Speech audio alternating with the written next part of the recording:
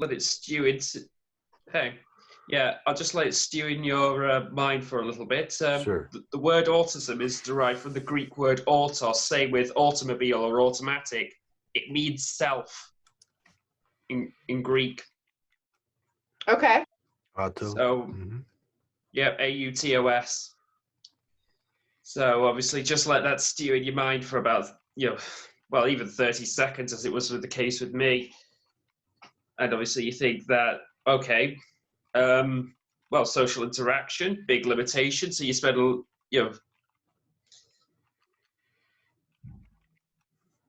so yeah. So auto, like, more like not necessarily self-centered in that, like, in a selfish way, but just no, not in a narcissistic way. Hell no. No. But sort of in their own world. In Yeah. fact, yeah, precisely. I forget what culture it is, but it's like one of the Polynesian cultures or something. Their word for autistic people means in their own world. That's essentially what it translates to. And it's not that different from the label autism, the intended label of autism. Or what the DSM-5 says. Yeah. So I have my DSM-4 right here if I need to grab it. Yeah. So tell us one more time, what was your experience like going on Carnivore? Well, the first thing that I noticed was that my, I guess you could say, socially anxious temperament, or proclivities, I guess you could say. Not that I was ever formally diagnosed, but those completely plummeted. Granted, there are some days where,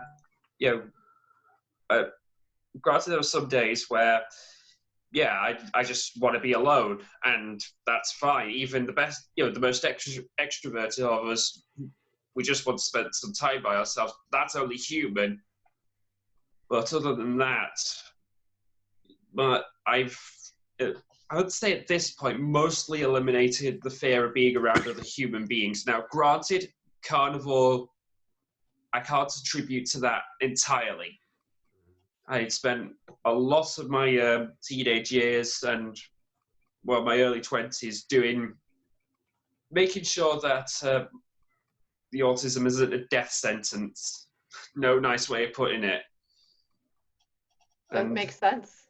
Yeah, and so obviously there's a lot of things that I've done to make sure that I don't experience the worst of it. Now, granted, I haven't been successful in all that, but that's just life, because this is what we're talking about here. What about your quality or your experience with social experiences? From my perspective, social experiences used to, like, really, really drain me, like, to the point where, like, it took me at least a day or two to recover from any social experience. And now it's like I can recover quicker, and I'm not as affected negatively by social interactions.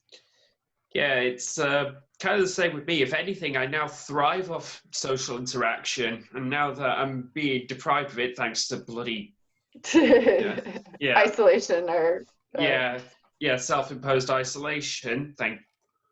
Thanks a lot. If anything, it's kind of the deprivation of social interactions now getting to me. But before, during the absolute worst of it, I think the late great Chuck Schuldiner said it the best. If you're familiar with who he was, beware the sharp-edged weapon called human being. Oh my goodness, can I relate to that? I can relate to that so much. Yeah, it's you used to think of people as some kind of, not in a paranoid way, but you genuinely used to think that if you fucked up, no nice way of saying it, this was my thoughts verbatim, or at least to give the degree of intensity. If you messed up, that's it. Yeah, that's it. Okay, you're right. I think that perfectly demonstrates it. Yeah, but that was 5 years ago. I thought, oh, yeah, but not even bothered. And Yeah, part of that, go ahead. yeah, sorry. Part of it might just be me growing up, and part of it might be carnivore. I don't know which blends which, but honestly, it's definitely made me a lot more neurotic when it comes to socially interacting. You mean autism, or that carnivores made you more neurotic? The regards to the autism, it's made and socially interacting. I'd say it's definitely made me a lot less. But as I said, I don't know to what degree it's been whether it's me carrying on doing what I need to do to make sure that, as I said, it doesn't become a death sentence, or whether or not carnivore has, I don't know, increased my serotonin or whatever. Could be. Yeah, because like I was saying, I had very much a similar experience. I was probably a little more social than most people. But it wasn't, I mean, a lot of me being social is I just happen to be around people who like to do stuff, and they're always talking me into doing it, whether it was playing baseball or soccer when I was a kid, which was terrible at sports, but I had friends that lived down the street, and they come knock on your door. You walk home from school together when you're kids, and it's like, oh, let's do something. I had some friends that I went to church with when I was a kid, Sunday school friends. They invite you over, stuff like that. And then when I got to college, I lived in a dorm. I mean, I was forced to live with, strangers. And, when you're that age, everybody wants to do stuff. And I didn't know I was really suffering from a lot of anxiety, particularly social anxiety. I had no idea. But what I did learn to do was drink that anxiety away. Because everybody starts drinking beer, and all of a sudden you feel like being social, right? You feel human. Such courage. Yeah. So.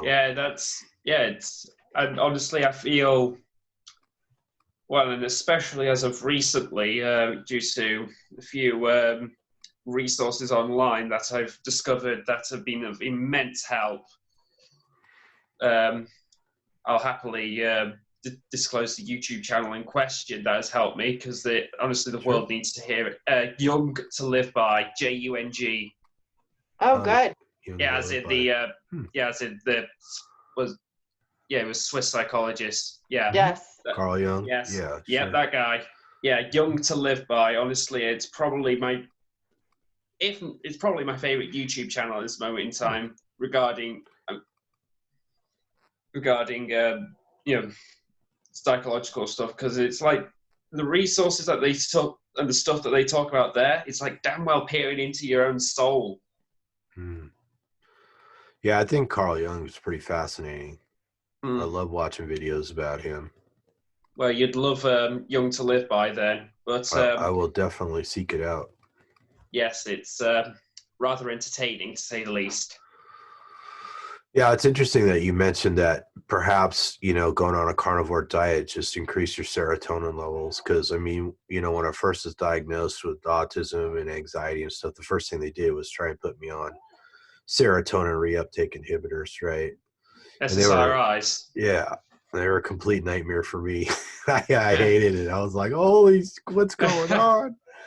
So, I didn't last on them. It turned my and I knew several people who had taken them at one time or another for one reason or another, and were like, yeah, I feel a lot better.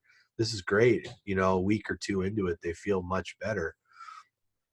And I felt like I started stimming like crazy, and it seemed to affect my motor skills very, very strongly and stuff like that. I felt like I did not feel like myself at all. I felt like I really felt like an alien walking around in somebody else's body, Yeah, that you've described in my experiences as well. Really? Not that, well, at least not that I was ever on SSRIs, but definitely some frames that I've been in the past, shall we say. Yeah. Yeah, it's what can you say? Not a state that I want to be in for any extended period of time. Right. It's torture. Yeah, it's because at the end of the day, you can only be you. And, well, why would you want someone else to hijack your body? And that's what it feels like. That you are not in control of your body, your life, your everything. Your mind, Yeah, your moods, your feelings. Your soul, if you want to go down to that level. Yeah, absolutely. It affects everything. Right. Yeah. Well, it's very nice to meet you. I don't want to overexpose you, but if you want to tell us what part of the world you live in, and I'm from the UK, north of England. Oh, okay. Oh, wow. Yeah. Yeah, we don't. Yeah, place where all the North memes are from. If you want to check them out at your leisure, some of them are true. More true than what you'd like to imagine. But yeah. But yeah, regards to the overexposure thing, I could chat all night. I'm really not. You know, I suppose I've got about. Hold on, let me check the time. I've got time. I can probably talk for another half an hour. Sure. Yeah. So, how did you come to carnivore? This is probably a trope to the point where it's a cliche now. Jordan Peterson. Mm-hmm. Yeah, when I saw him on the Joe Rogan experience, I think it was his 4th time. Yeah, you know, he just looked like either Joe Rogan had hired a new makeup artist or something, but he looked seriously younger than all the past times that I was like all the wrinkles that were previously on him. It is interesting how it affects people's appearance, isn't it? Yeah, it was like, at least from a physical standpoint, that, what can you say?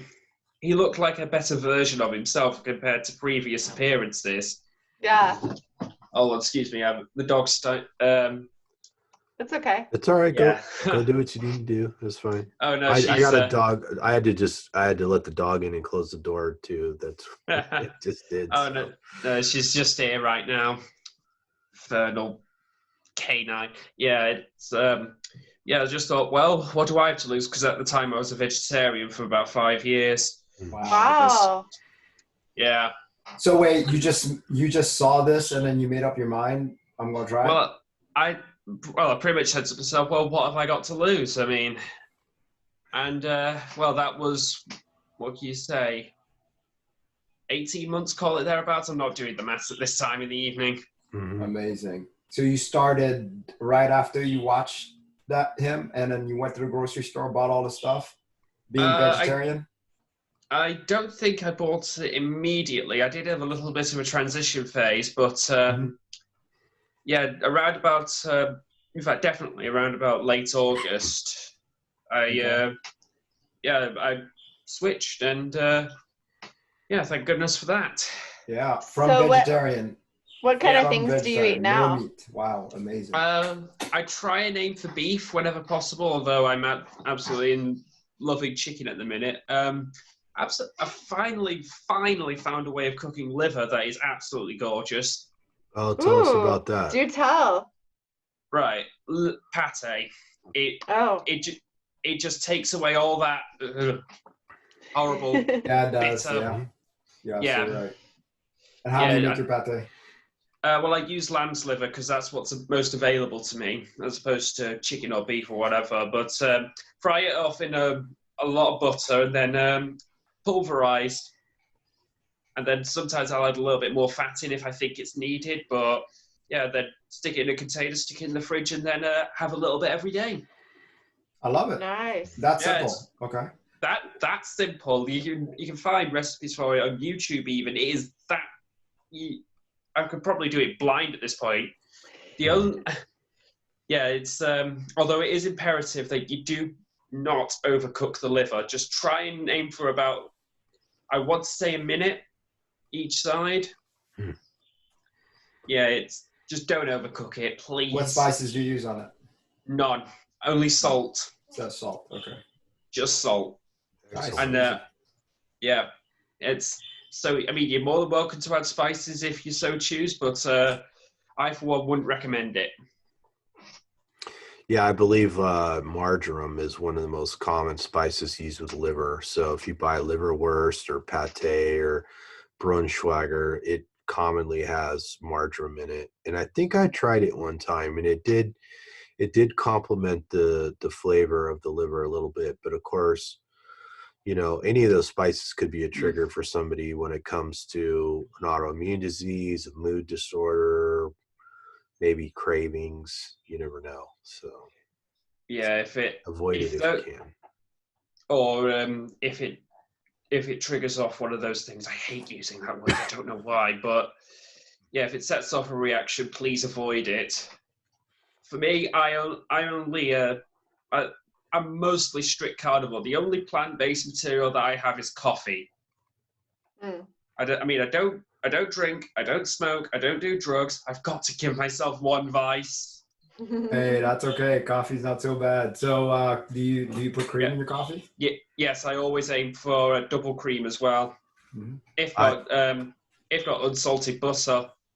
I just recently reduced my coffee intake by quite a bit. I barely have any right now, but I'm a big fan of coffee. I really enjoy it, and I've given it up before to see if it made any difference, and I'm trying it again. But I'm right there with you. And I don't think if people use spices or drink coffee, or even if they had a salad once in a while, you necessarily need to say they're not carnivore or something like that myself. So whatever works. Yeah.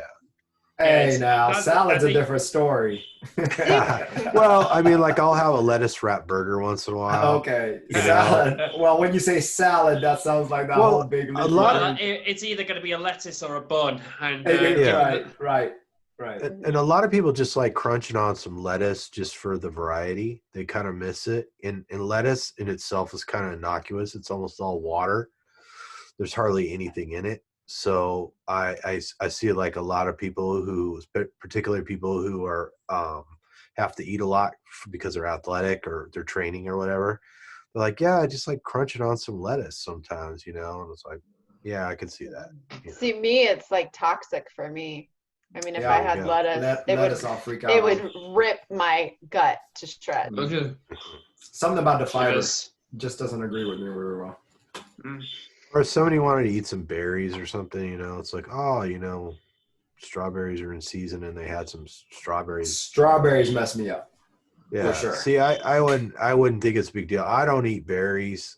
I'm not saying I'd never taste one again, but I don't think that kind of stuff's a big deal if people do it occasionally. Well, as long as no react, yeah. Yeah, as long as you don't react.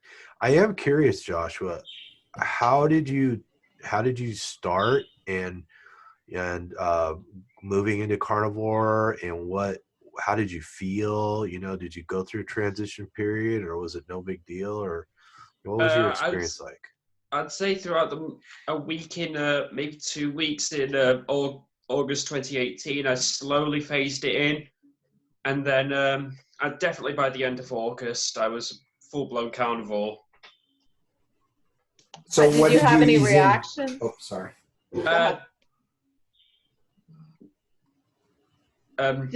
The only time I did break it, admittedly, was December of that year. I just thought to myself, right, it's Christmas. I'll have myself a Chinese takeaway. Bad idea. I was bedbound.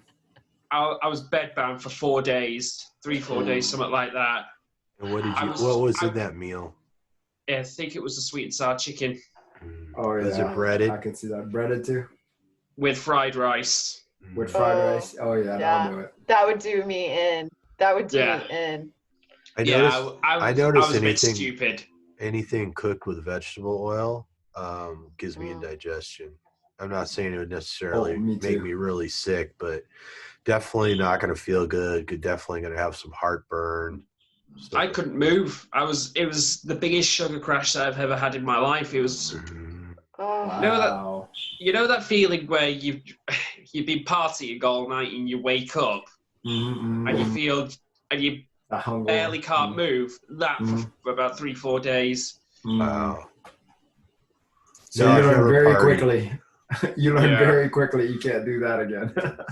Yes, I suppose I'm one of these people who's so stupid he's got to learn the hard way. Oh, I think we've all had my done fair it. share of learning the hard way. I'll tell you that. I can't say I know anybody who didn't regret trying to eat something. you know? Yeah. Right. I Oh, think yeah. maybe they shouldn't. Right. Well, and So- every time that I do it, I at first I used to get really mad whenever I would have something and then I would have a reaction and I would just be like, ah, can't have God damn it! Why did I do this. that? Or just upset that that's another food I can't have, you know? And now I'm just so grateful. I'm just like, oh, good. Now I know. That's like another piece to the puzzle. I've figured it Yeah. out. And I didn't realize how sick I was until I started healing. And then I was like, oh, okay. So at least now I know that. I can honestly say it's like not knowing what anxiety was, not knowing what it's not having any idea what it's like to live without that managing your behavior constantly, or like, you know, heavily influencing your decisions on a moment to moment basis until it goes away. And I mean, when it starts going away and you're doing it without medication, you're doing it without alcohol or anything like that, or something really, really drastic. Like, I mean, you can isolate yourself and it'll lower anxiety and stuff like that, or you could exercise really hard to you're freaking delirious or something, but that's nothing compared to like waking up and going, wow, I feel good. I feel good. Yeah, Yeah. well, the thing is, for me and my anxiety, not to sound like all philosophical and all that, but Feel free. I guess for me, it came from being afraid to truly be myself because, well, you're autistic, you're a social pariah for a reason. You know, you're the weird kid. You know, you have to wear this mask, and if you let that mask slip, well, good luck, because you go into the, you know, what? The guillotine. Yeah, you go into the guillotine or the hangman's noose in a social sense. Yeah. Yeah, and now it's, as I said, maybe it's just me maturing as a person, and I don't know whether or not Carnivores played a role in that, but it's like, for God's sake, I just want to be me. And if anyone's gonna, you know, tell me that I can't, well, you better have a good reason. Yeah. Because there are going to be times where you can't be yourself. There are going to be times where you are going to have to wear the persona, the mask. But at the end, but that's just life. In generally speaking, I'm just not afraid to let, you know, to have a Spurg moment. Well, and I think that comes also with, at least for me, my experience with carnivore is that I learned to like myself. I learned to value who I am and not want to hide myself so much. Yeah, because the thing is as well, in that sense, not only are you making the effort to hide things away from other people, you're also making the effort to hide things away from yourself. Yeah. And that's going to mess you up big time. Absolutely. Absolutely. Because it's just a downward spiral from there. Yeah. Yeah, I like to say that internal honesty is fundamental to yeah, doing you actually. well. Sorry to interrupt, but you've hit the nail right on the head. It's honesty, because if you can't be honest with yourself, you can't be honest with other people. Mhm. Very true. Yeah. So, yeah, that's, you definitely hit. You brought something that's, well, that verbatim that I've tried reinforcing myself.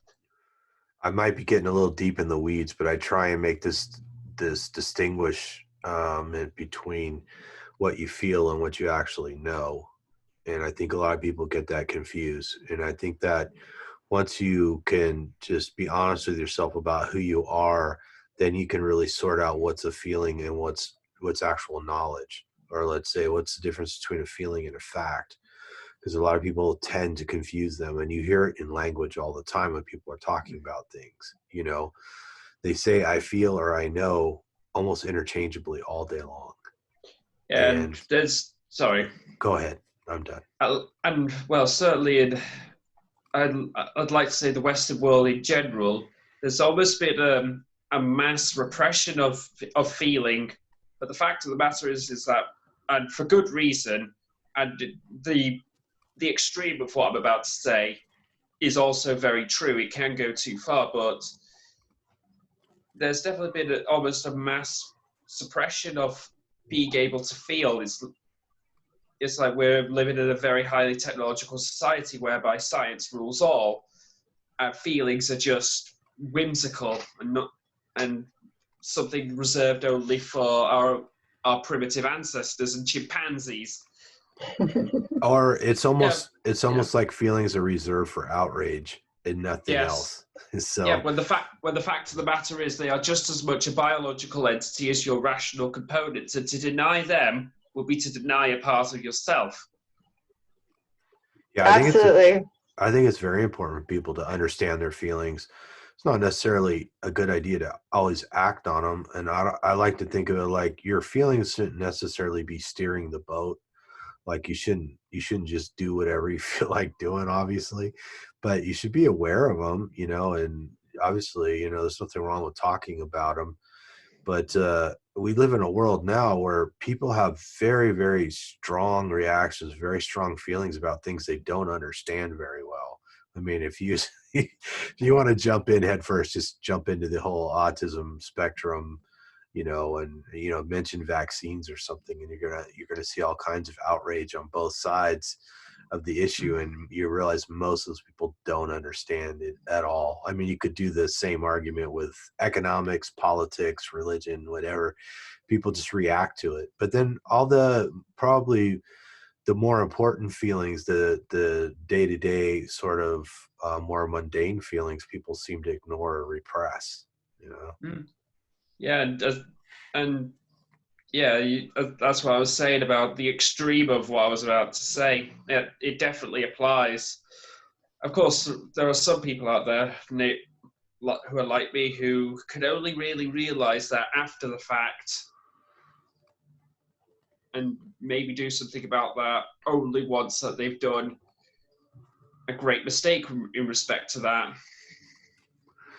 So tell me, what how often do you eat? You just eat to when you're hungry, how much? Eat when hungry, eat till full. And roughly how much do you normally eat in, say, a day? I'd say the maximum that I eat is 2 meals a day. Sometimes I do OMAD, and I generally try and get my usual caloric intake that way. I honestly don't really track my food just because of the fact that, well, one, why would I? And two, I know that I know that it's just going to eat until full. Yeah. Right. No, that's a good goal. Yeah. I mean, let's think about it. I mean, a lot of people on the side diet and stuff like that, they don't track their food. So why all of a sudden do we have to, right? So I totally agree. I do it for practical reasons. Like today, I went shopping and I'm like, if I buy that piece of meat, how long is that going to last me? Oh, yeah, there's cost aspect and all that. Yeah, of course. Oh, yeah, I suppose. How much per pound? Yeah, you could look at it that way. No, that's smart. Yeah, well, that's just the shopping part of it, not the actual... not actually. Yeah, there's I can see the pyramid behind you. It's, I think... well, at least from my perspective, the bottom left corner has it the best. Listen to your body. Mm-hmm. Absolutely. Yeah. That's another thing, is getting in touch with that. I mean, when we were all on other diets, I think we had a hard time understanding what true hunger was, right? Mm-hmm. Actually, it makes a great example. It's like what you said about really understanding the feelings, what you were saying. I mean, that's the same case with hunger. If it's all wired with the wrong signals, it's just like when people talk about like you said, vaccines and all that. It makes sense, because if they don't know what they're talking about, that's when they get angriest. Yeah, well, while when you eat the wrong food, that's when you get angriest. Makes sense. And plus, as well, there's another factor as well that you've got to consider. Are you listening to yourself, or are you listening to the gut bacteria that's might not be the best for you, that are screaming give me sugar, give me chocolate, give me ice cream, give me, eat the sandwich, eat the sandwich. Oh yeah. Yes. I love sandwiches. Constant want to eat. Yeah. I do too, unfortunately. Yeah. So Joshua, your mood, I take it, is better, and you're more social. Yes, on average, my life, Well, my life is better, objectively speaking, but yes, my mood is significantly better on average. Yes, like everyone else, I get up days, I get down days, I get seriously up days, and I get seriously down days. Thankfully, they're just days, not weeks, months, years. Yeah.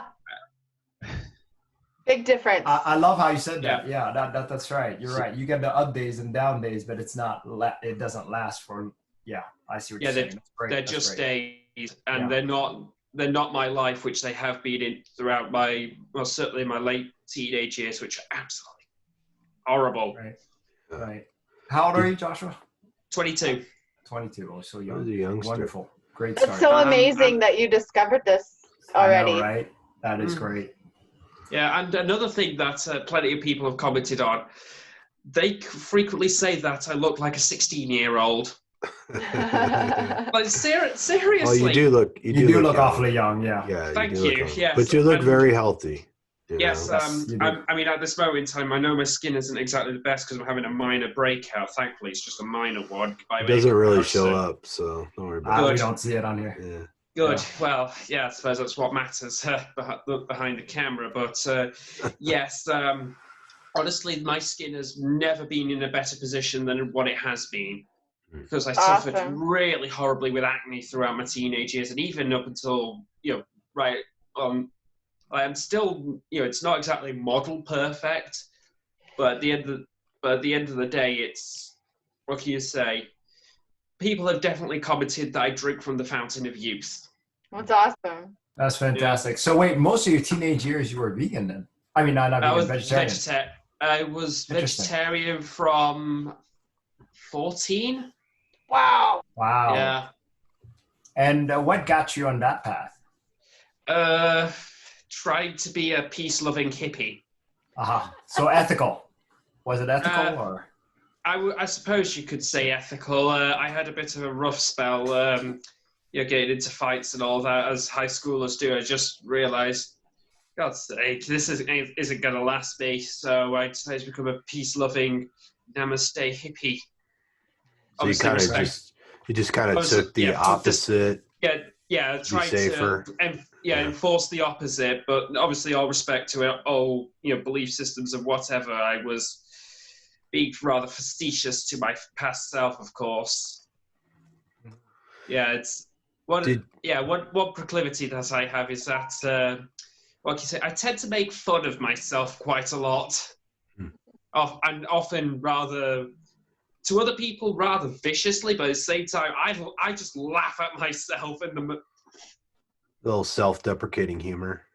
Yeah. I get it. I think it can be healthy. I know how that feels. Yeah. I do it. So, did you have any digestive issues before? Not really. I never really did have any. I never really did have any digestive issues prior to that. The whole thing was just all up here. And of course, how that played out into the social world. Did you have any, a joint pain or, anything like that? Any other physical problems? I suppose the one thing that I did notice, because I have a bit of a pain in my hip, that I don't even notice anymore. Now it just feels like someone's just pressing against it very lightly, but other than that, it's not even pain. It's just there, and I don't even notice it half the time. I mean, it never stopped me from say anything like running or even doing karate, which I've taken up recently. That doesn't stop me at all. You do karate, awesome. Yeah, which style? Shotokan. I do Shotokan. That's great. Oh, sweet. Yeah, I'm on the start of my martial arts journey, but. Honestly, even I can say, if you're listening to this and you're, well, I'm going to say younger, but even if you're older, pick up a martial art, please. I agree. I totally recommend it. I picked it up when I was 46, so yeah. Yeah. Honestly, I can't quite think of anything else. Maybe, that's definitely it. Like when you notice that it changes the way you walk and how you stand, and obviously that's going to have a serotonergic effect. Totally. Yeah, when your you whole actually stance, everything changes. Yeah. Yes. And when you see progress as well, and you just, it definitely for once makes you feel good about yourself. So Well, and as you go through the forms, it works your brain. Yeah, and well, apparently, because of the fact that I don't know whether or not this is a benefit or a detriment to being on the spectrum, but apparently my memory's slightly better than the average, so I'm able to remember all the catas, at least the ones that I know, relatively well. That's good. That's Yeah, awesome. I noticed martial How many- arts made a big difference for me because I was very clumsy. Yeah. And learning to move in a specific way, it didn't take long before I realized it was a big advantage for me. Because I played baseball and soccer when I was a kid, and I was terrible at all that stuff. Even in some basketball and stuff, and I was a terrible athlete. I was always the slowest, clumsiest. And then when I did martial arts and learning how to do things correctly and repeating them over and over and over and over again, and most importantly, learning how to fall was a big advantage for me. So because I fell a lot and I finally learned to do it right. So I encourage it too. I hope to get back and learn a martial art again soon. Please do it. I remember one story about I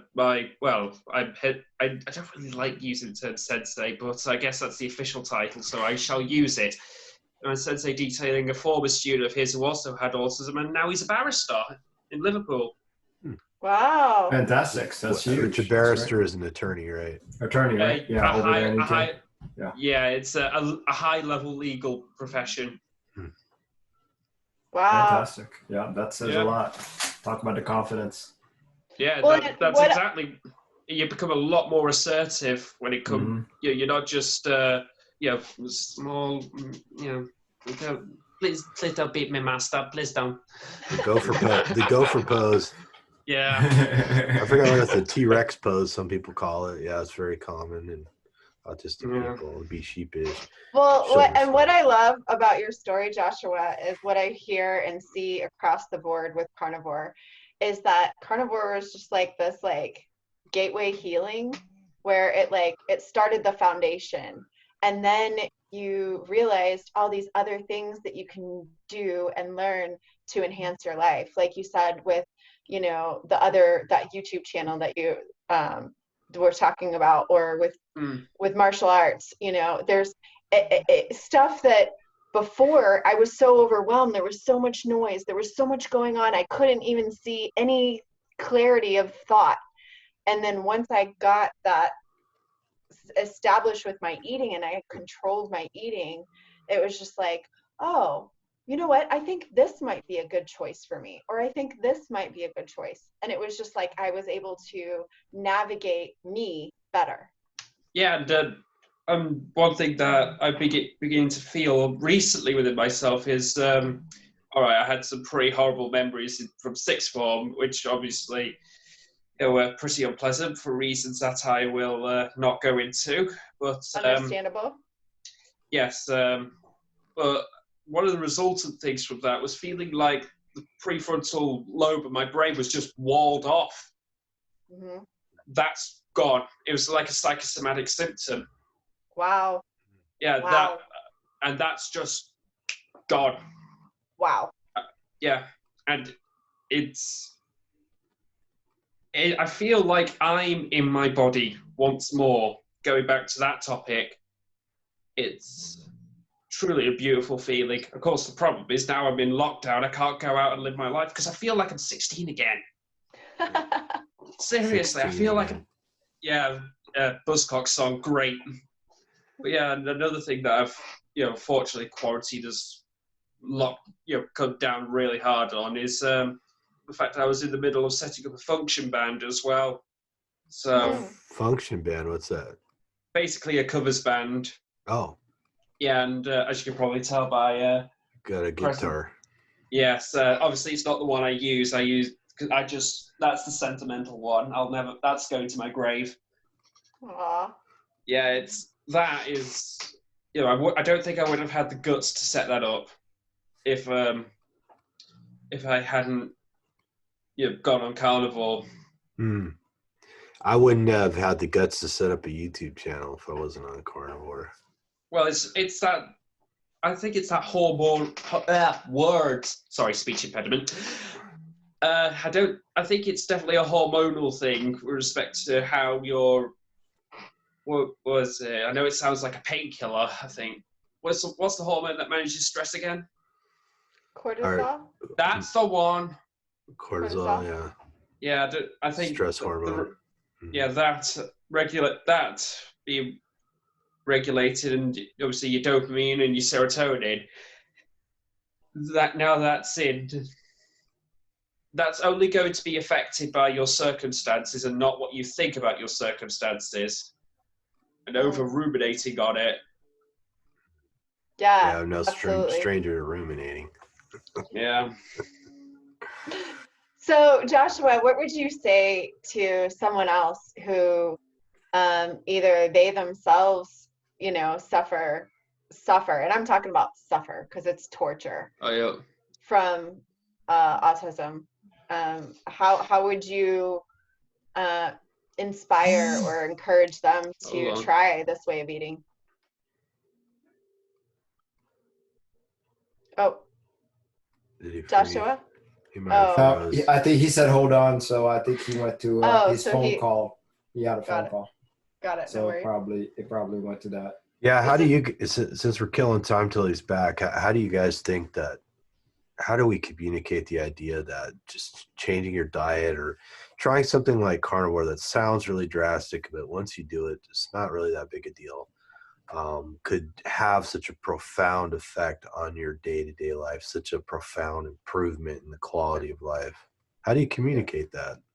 Yeah, and you've told me for autistic, it's very hard for any change whatsoever. So how do you communicate that? First of all, change is very uncomfortable. It's uncomfortable, and autistic people more than anybody probably know that changing your diet can be catastrophic. Right? That's right. Eating the wrong thing can be devastating sometimes. That's right. So, that's right. Well, unfortunately, they're going to need the confidence. Yeah, we lost him, I guess. That was a great interview, though, wasn't it? Yeah, no, he's very interesting. But one thing that I think about now is that it's such a springboard for so many other things. I mean, like you said, I wouldn't have had the clarity of thought or the courage to do a YouTube channel if it wasn't for carnivore being that springboard. So it has touched so many areas of my life, Oh, and you've touched a lot of people. Yeah. Mine too. I mean, without carnivore, there'd be no karate, there'd be no jiu-jitsu, no question about it. No events that I do, the long runs. There would be no Raymond on none the of couch. None of you guys. Yeah, I would be on the couch constantly. Yeah. Yeah, you wouldn't have got I'd be Netflixing. I'd be like, my life would be, I don't know, just to myself and in pain and misery. And just like Joshua was saying, he's doing karate, he's doing these guitar band things. I mean, no telling what else he's doing. So which is amazing. Yeah, phenomenal to go from just such pure torture to living, to living and thriving. Yeah, that's beautiful, and at such a young age. At such a young age, to have that kind of torture at such a young age, but to able to turn it around. So. And the extreme of going from vegetarian to, Yeah, well, most of a lot of people on carnivore were vegetarians or vegans, and tried it. A lot of the other people were really sick, and came to it because they felt terrible and they were willing to try something. But I think being vegetarian or vegan and then going to carnivore isn't all that shocking because these people are already used to really changing their diet. They've already done it. A lot of people are like, oh my God, give up bread or give up, whatever. These people probably give, if you're a good vegetarian or something, you probably give up all kinds of stuff that you were used to eating, hamburgers, whatever, pizza, and, So they'd already done it. So they have the experience. So I'm not too surprised that they're like, oh, I don't feel good. I'm willing to try something else, you know? Actually, I think the part that's the most surprising is the cognitive dissonance issue. So going to carnivore Good because point. of the cognitive dissonance. Yeah. So we're talking about we've been brainwashed all our lives saying, hey, we have to have vegetables. You know, this is what makes us live. And then all of a sudden you go totally around from that. And, you know, everybody around you telling you that, no, this is not the way, you know, so. And like, you know, your example telling you not just no, that saying that you're going to die. Yeah. You're going to kill yourself. Yeah. You know, and I have neurologists telling me I'm going to be crippled. I'm going to be in a wheelchair. I'm going to be crippled for the rest of my life. If actually they were nicer to me than they told you. God, that's even worse, I think. God, what a scare. Yeah. I remember being out for my birthday. I'm pretty sure it was my mom and some other family members, and I ordered a steak for my birthday.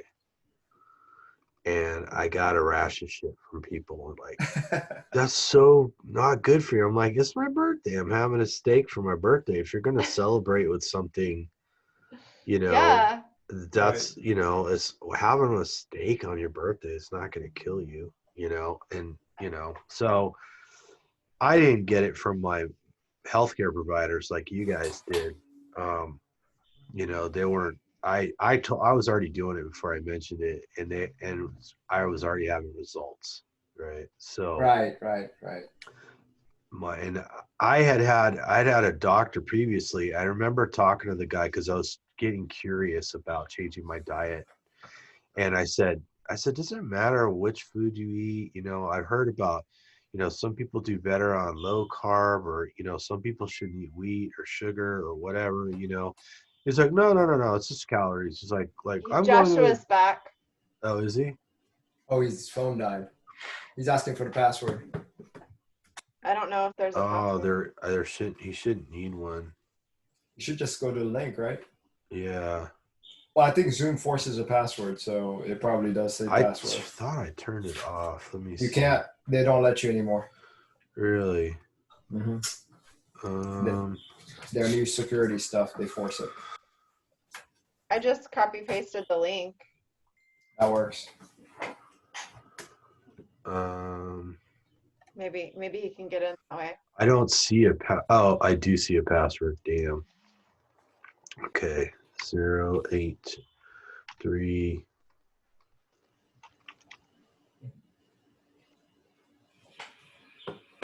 Awesome. There he is. There he is. It worked.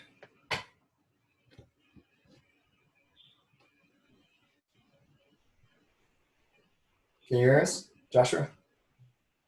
I guess like he's probably still punching buttons. Something. I'm glad he came back. Yeah. Probably had to go get a charger and plug his phone in. There we go. He's connecting now. Sorry about that. That's No okay. problem. We just continued the conversation, so jump back in. Yes, anyway. Yeah, bloody infernal technology. Always works right at the moment when you need it. Anyway, what you were saying, what would you say to someone who's on the spectrum and genuinely suffering? Yeah. Yes. All right. Don't think that carnivore's going to be the magic silver bullet. That's good. Fair enough. You've got to sort your own life out first. And I'm not going to be in a position to do that. None of us are. Only you are capable of doing it, and you are capable. Trust me, I was at the lowest lows to the point where I was thinking about doing the unthinkable. I won't say it in case it winds up on YouTube or whatever. We've all been there. Yeah. We've been there. Yes. I've been there. Yeah. For goodness sake, you're not a freak of nature. You're just a human being like the rest of us. Of course, I'm telling myself stuff that, I wish I would have loved to have heard during the darkest days. Ultimately, if carnivore works for you, good. Then do it, because if it helps you lead a happy, successful life, then do whatever brings you joy. And what I like also about what you said is it not being the silver bullet is just like what it says on Raymond's food pyramid. Listen to your body, you know? Yeah. Just listen to your body and see how you react, and just try, you know, something. You don't have anything to lose, at least from maybe even a week or two of carnivore. It's not going to kill you. That's right. Yeah. We're proof of that. I always struggle with trying to explain to people that going on carnivore really isn't that extreme once you try it, and the results are so amazing that it sounds too good to be true. So I'm always like, how do you tell people that it's really not that difficult, and that it really can make a major difference in how you feel in your level of health and everything? Yeah, well, you've also got to be wary of any dietary dogmas as well. I mean, it can happen. It can happen in any diet. Even carnivore's not immune from this. No. Oh, especially not carnivore. I think. Yeah, it's well. Like, how did you deal with the cognitive dissonance yourself? What do you mean, the cognitive dissonance between? I mean, because the dietary dogma, like you said. I mean, how did you handle it? Because you need your vegetables. Yeah, or meat is bad for the planet. All that. A specific digit on my left hand. Gotcha. Yeah, here's your vegetables for you. Yeah. Yes. I like that. Something very simple there. Yes.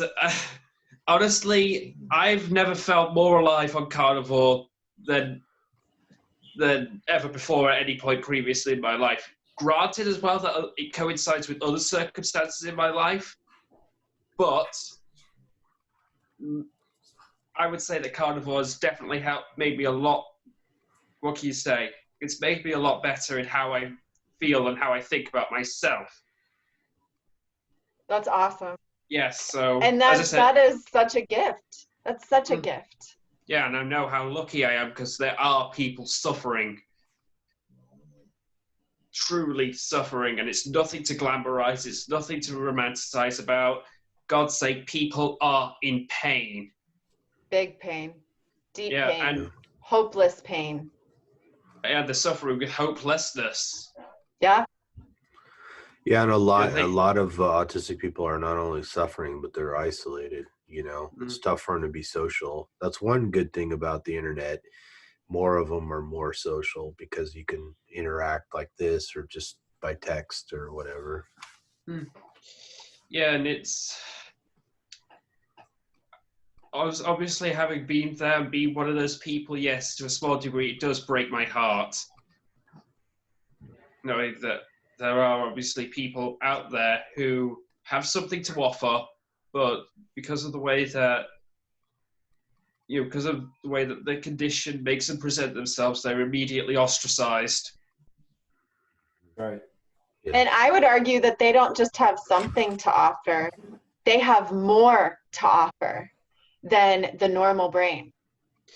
Yeah. I mean, they think of things that are phenomenal on a whole different level that a normal brain would never even conceptualize. And that's what makes us dangerous. At least in the eyes... and beautiful.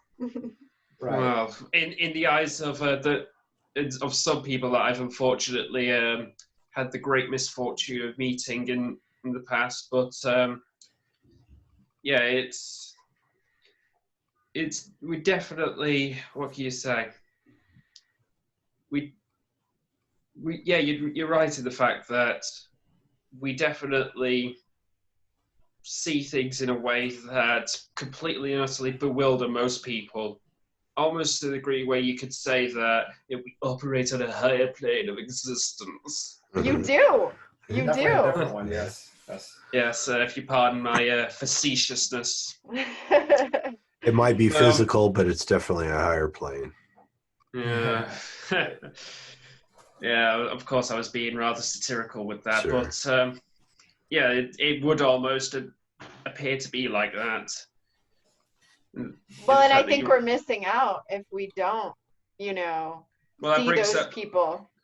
well, yeah, and yeah, you're not really going to appreciate the positive until you see a negative. But yeah, it definitely comes back down to the idea of autism being self, and in your own world. Now I can imagine you had some, just being autistic makes it very difficult for social interactions. Now Yeah, adding well, carnivore on top, go ahead. Comes with the territory. Right, but adding carnivore on top of that, how did that work out for you? Well, I became, as I mentioned at the beginning, I'm a lot less neurotic around social interactions. Mm-hmm. I'm just basically, I'm not afraid to be me. Oh, Yeah. so you're not afraid to tell people this is how you eat? No, I'm quite Fantastic. frank and open about. Yeah, whenever the time arises. I mean, I'm not gonna shove it down your throat. Right. You're not gonna be like, I'm vegan. Yeah, one of those. Right? I'm with Joshua on that. I'm carnivore. Like I'm fearless about telling people I only eat meat. I've only been eating meat Right. for over 2 years, and I don't really care what they say or think. And I think I don't even really care how they react, because I understand some people are gonna react negatively, and that's just life. But yeah, people just say that's not normal. Hello, I'm not normal. no, I've heard people I love say it. that it's you take horrible. it like a badge of honor.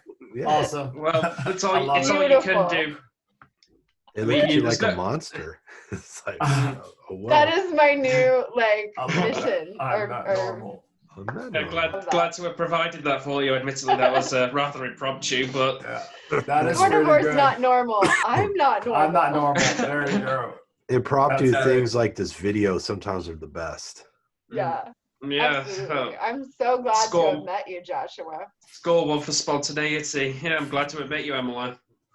Yeah, it's been very nice to meet you. I remember when you asked to be added to that messenger group. That was a while back, but I've been meaning to get some more of these meetings going. And fortunately, Emily was like, we were talking about scheduling one for her group. I was like, I need to do one for Autistic Carnivores. So I just barely got home. Yeah, So. admittedly, the only reason why I haven't been able to participate earlier is because of my job. Because I work nights, so I would be at the bar pulling pints. So at this time, so obviously I would have been unable to. I'd been earning this. Yeah, he's earning money. Yeah. Yeah. What's it like being a carnivore working in a essentially a bar, I guess, pouring beer? Great. Yeah. I mean, it's definitely brought out my more extroverted qualities, which I thought were completely gone. And being autistic as well, you think, hold on, you're medically, what can you say? You're medically well, I'm not going to say unable. You're medically hindered from interacting with in social situation, and yet you're interacting with people. I love interacting with people. I'm an extrovert. That's why quarantine's killing me. That's awesome. That's awesome. Yeah, you deprive me of social interaction. I shrivel up like a prune. Does autism and extrovert go together? That's interesting. Not usually the typically. opposite. Yeah. If there's an n=1, then yeah. Yeah, I see. Wow. You do meet a few autistic people who just talk to everyone, and they're just kind of in their own world and oblivious as to. I mean, they'll ask people questions or tell people things constantly, and there's very little back and forth, but they seem sort of extroverted, but they're really they're just talking and talking and talking, and they might ask a question. There's not exchange. There's not exchange. But they're kind of rare. Most of them are pretty introverted.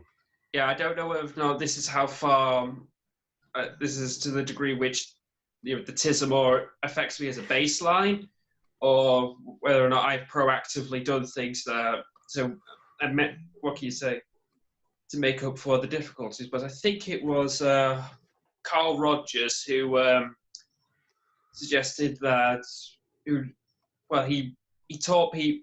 well, he certainly taught me how to listen to people. Yeah. And so, yeah, definitely I would recommend reading up on him and learning how to be a conversationalist. Because, I mean, even if it's in the field, I mean, if you're watching this and you're around about, I want to say high school age, or even you're gonna, or maybe even younger, if you're a parent of, you know, a child who's watching this, you can, for me anyway, at least going into special ed was nightmarish because I really did feel punished for my virtues when I was in there, and I definitely felt perambulated. So the only way, if you're a parent or if you're on the spectrum yourself, the only way that you're going to get around this is to actually go in the field and talk to people. Obviously, that's not going to be doable given the current COVID situation, but once this is over, get out there, talk to people, get your feet wet. You're going to mess up, but then again, you're only going to learn if by you're only going to be learning by swimming in that sense. That's good. That's good Excellent. advice. That's great. Yeah, no doubt. So you're talking, you know, you're a fan of Jordan Peterson. You were talking about Carl Jung, and now Robertson. Well, I mean, the thing is with Peterson, I've squeezed that particular lemon dry. Carl Jung is now, he served his purpose, and now he's gone. I can now focus on living my life.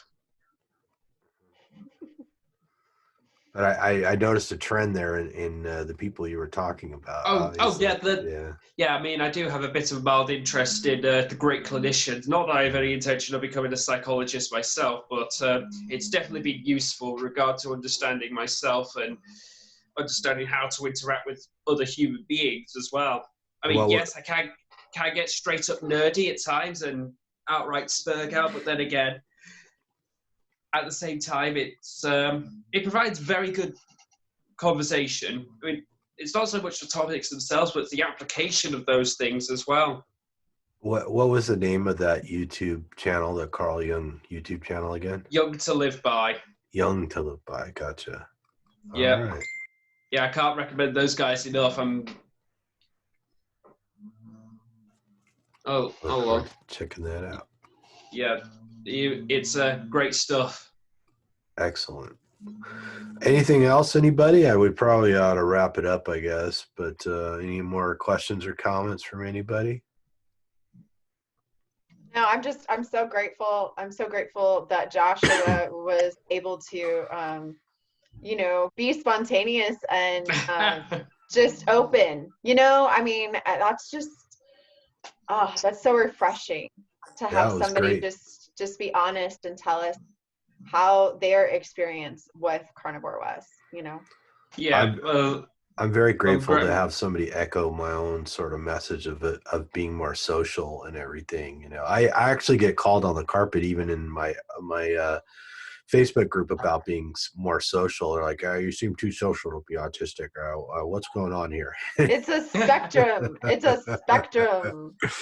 I love that. It's spectra. Spectra. In my humble opinion, I think the whole idea of a spectrum is more of an aggregate, because you can be, what can you say? You can have it as mildly as you like it at the same time, or you can have one. Sorry, I'm trying to formulate my thoughts. You can have one symptom that's rather extreme and one that's rather not. Well, where would you fall on that?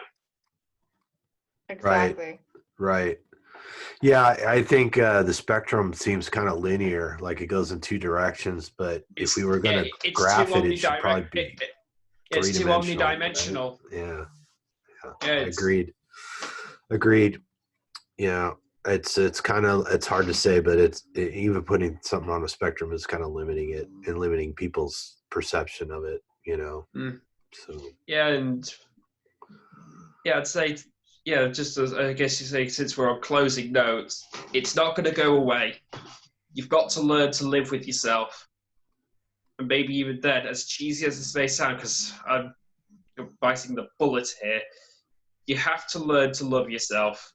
Yes. And that's going to be an ongoing process. You're not going to wake up one day and say, "Oh, I love myself." Yeah, I'm that's not, okay with being me. yes, yeah, that's it. I'm okay being me. I like. Sorry, the dog's snoring. That's okay. It's all right. Yes. Dogs are and birds are common, and cats are a common appearance in these videos. So Yes, it's okay. yes. Yes, but yeah, you're not going to wake up one day and you're going to say, "Oh, I love myself," but you're going to be. But if you take measures to make sure that you can put yourself into a position whereby you can say that life is good, Mm. then That's a good measure, yeah. yeah. And also, if you can't exercise, for goodness sake, just do it, because nothing beats waking up and in the morning see yourself in the mirror and going, "Damn, Looking good. yeah." Time to do some push-ups.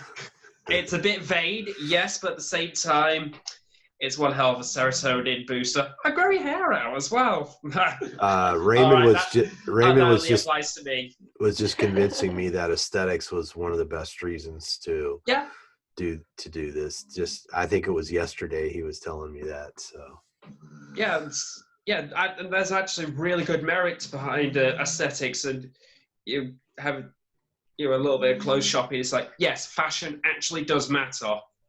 yeah. And I'm bad about that. That's the worst part. Some of us probably need to buy smaller shirts. I'm just saying. Oh my goodness. I need to re-wardrobe at some point, but admittedly myself, but fashion does actually matter.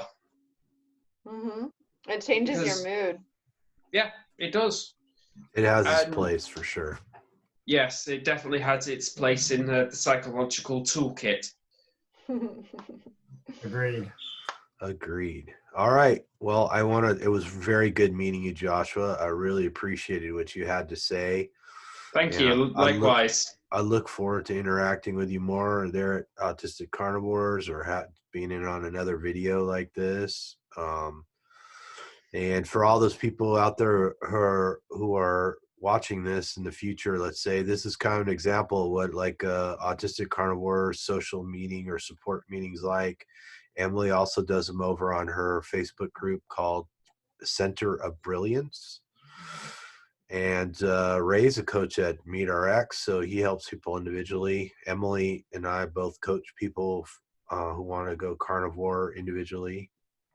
So anyways, I want to thank everybody for watching. And if you really enjoy this, join us at Autistic Carnivores or Center of Brilliance. And if you see this on YouTube, then subscribe, leave us comments.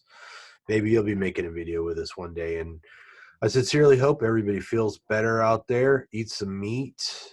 And we'll catch you next time when we get another epidose of these crazy people who just eat meat and can't stop talking about it.